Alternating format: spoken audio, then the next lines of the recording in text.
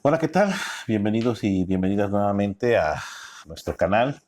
Esperamos que los videos que hemos estado subiendo sean de su agrado. Por favor, ya saben, compártanlos, ayúdenos dándole like a la página para que podamos seguir grabando estos videos y para saber que están siendo útiles en su práctica, para saber que les están sirviendo de distintas cosas. Voy a iniciar una serie de videos donde quiero hablar de varios temas. Ahorita vamos a centrarnos en este video acerca de la violencia. Eh, Quiero que hablemos de violencia y no solamente de la violencia en una forma singular, sino de las violencias que existen, porque no existe solamente un solo tipo de violencia, pero no quiero que hablemos de una tipología de violencia, sino que analicemos bajo el esquema de Johan Galton del triángulo de la violencia, cómo es que la violencia, por qué es tan difícil trabajar la violencia y por qué es tan difícil en un momento dado reflexionar el acto violento como tal. De cara a todos los actos que hay de violencia de género y violencia contra las mujeres, creo que es muy importante entender la violencia no como un fenómeno aislado del golpe o el acto evidente violento, sino todo lo que hay detrás de ese acto evidente. Y bueno, como les decía, voy a utilizar el esquema de Johan Galtung, voy a explicar un poco este esquema. Johan Galtung divide la violencia en tres elementos que son diferentes violencias, pero parte del mismo acto violento. Cuando hablamos de entender el acto violento, no hablamos de dividirlo, que por un lado está la violencia estructural, por otro lado la violencia cultural y por otro lado la violencia directa. No. La violencia directa tiene, está compuesta, está construida a través de esta violencia estructural y a través de esta violencia cultural. La violencia directa es lo que podemos ver, lo que podemos observar directamente. Es la persona que está siendo golpeada, es el insulto total que se le dice a la persona, es la persona que está siendo insultada. Esa es la violencia directa, lo que podemos observar claramente. Eh, Podemos verla en golpes, podemos verla en la guerra, podemos verla en las muertes. El feminicidio es el acto de violencia directo, es el acto observable de la violencia. La mujer que es muerta por razón de género. Si nos damos cuenta, la violencia directa, yo quiero dividirla en dos grandes elementos. El primer elemento es el elemento evidente. Cuando podemos ver esa violencia, la podemos palpar, el golpe, la violencia sexual, la violación, el abuso sexual en sí. Pero hay una violencia encubierta, y esta violencia encubierta tiene que ver con los chistes, que es una violencia directa también, pero tiene que ver con los chistes, tiene que ver con las bromas, tiene que ver con la descalificación que hacemos del acto violento en sí, como solo fue una nalgada, ¿sí? Que no es el acto violento donde yo estoy violentando a la persona, sino estoy hablando del acto violento, pero siendo violento al mismo tiempo, descalificando el acto en sí mismo. Cuando decimos cosas como la mataron por andar tarde en la calle, cuando decimos cosas como las guerras, siempre habrá víctimas inocentes en las guerras, o para que las cosas funcionen algunos deben de perecer. Estos son actos de violencia encubiertos, pero son actos de violencia encubiertos porque no los vemos como violencia directa cuando son violencia directa, porque estamos mencionando el acto violento y porque lo estamos haciendo de forma directa. Johan Galton divide después de esta violencia directa, nos dice, es la que observamos, pero hay violencia que no observamos. Esta es la punta del iceberg. Pero debajo vamos a encontrar la violencia estructural. ¿Qué es la violencia estructural? Bueno, es las condiciones, es el caldo de cultivo que permiten que se dé la violencia directa. No es, ¿sí?, la legitimación de la violencia directa, sino es lo que permite que se dé esa violencia directa. Por ejemplo, la pobreza, la gran diferencia en la pobreza entre estos ricos inmensamente ricos y estos pobres inmensamente pobres va a provocar la sensación de desigualdad y va a provocar que estructuralmente no podamos detener la violencia, porque es una estructura que confronta a los ricos con los pobres, es una estructura que no puede detener el acto violento, sino lo promueve, creando esa marginación, creando esa separación y sobre todo manteniéndola.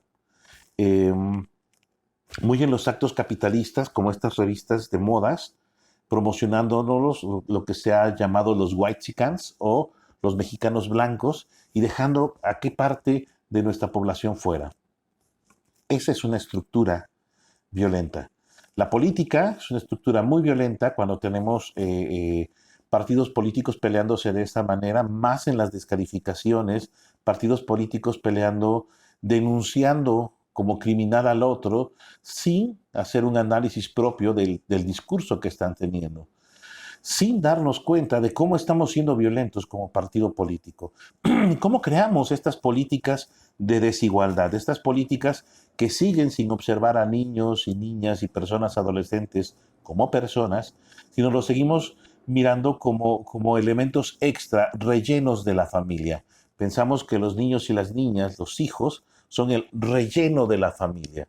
La pareja está establecida, los hijos son el relleno, lo que te hace falta. Estas son políticas y son estructuras que son muy violentas. Algunas otras podrían ser, por ejemplo, la normalización que tenemos de las ideas de la violencia o seguir con esta estructura que permite a los migrantes no entrar ahora a nuestro país cuando ponemos estas defensas férreas. Pero esta estructura está basada en ideas y esas ideas crean una cultura. Y entonces el tercer tipo, la tercera forma, la tercera violencia que observa Johan Galtung es la violencia cultural. La violencia cultural es la violencia que justifica la violencia directa y la violencia estructural. O sea, estructuramos la sociedad y permitimos la violencia directa porque hay ideas en nuestra cultura, hay ideas muy, muy fuertes en nuestra cultura que mantienen, ¿sí? Que mantienen esta violencia. Por ejemplo,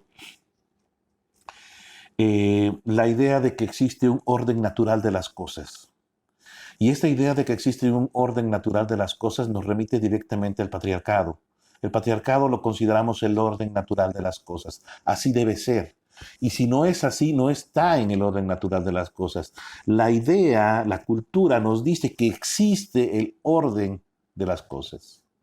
Por lo tanto, ese orden de las cosas se transmite a la estructura comunitaria y social y por lo tanto lo vemos claramente reflejado en la violencia que se da. Algunas otras ideas son, por ejemplo, dentro de esta misma naturalización y normalidad, las personas homosexuales no suelen ser consideradas personas. No las consideramos personas. O existen personas de primera, segunda y tercera clase, ¿no?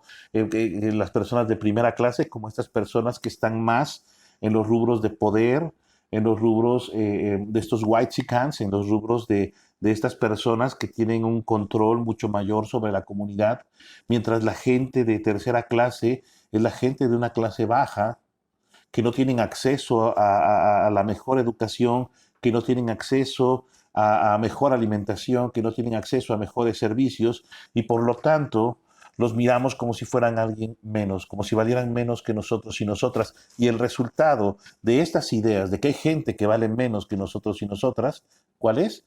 Evidentemente la discriminación, el racismo, el poner y impedir que las personas que vienen viajando en la bestia, que vienen huyendo de situaciones muy duras en sus países, complicarles más la vida aquí.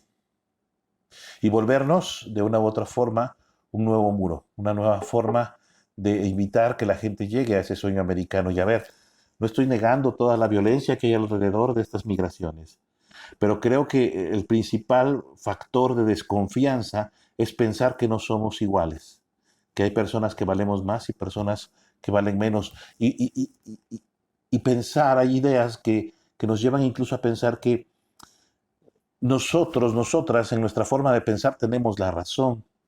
Y quien no piensa como yo o quien no entiende el mundo como yo es una persona que está equivocada. Esto es cultural.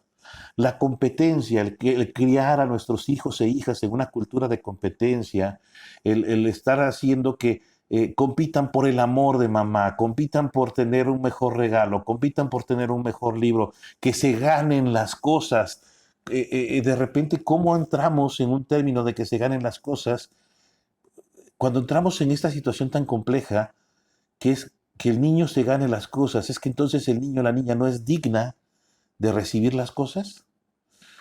El niño o la niña es digna de recibir el amor. No tiene que ganárselo con obediencia.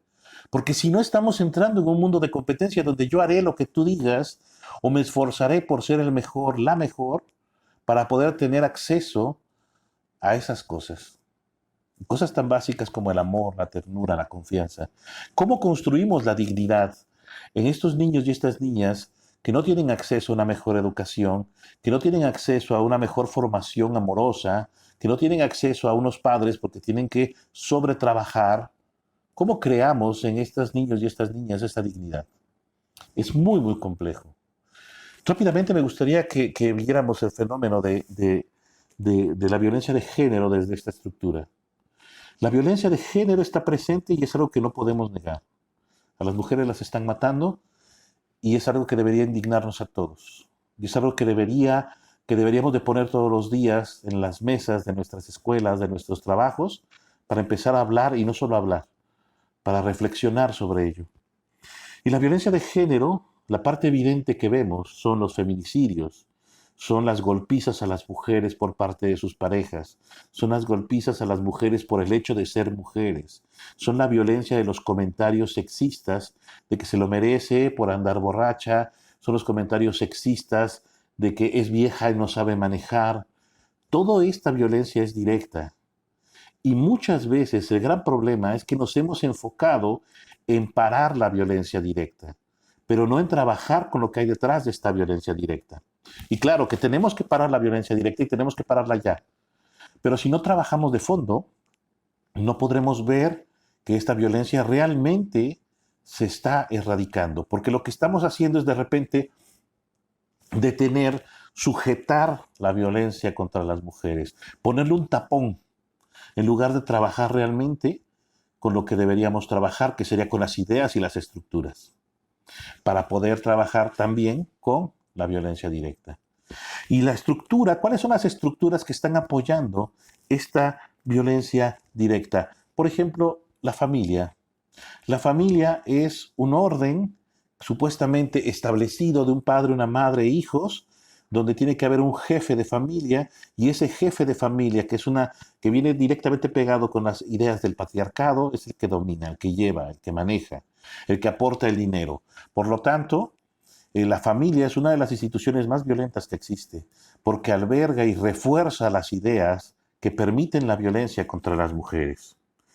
Eh, Políticas discriminatorias de género, donde seguimos pensando que puede haber trabajos o que hay cosas que las mujeres no pueden hacer,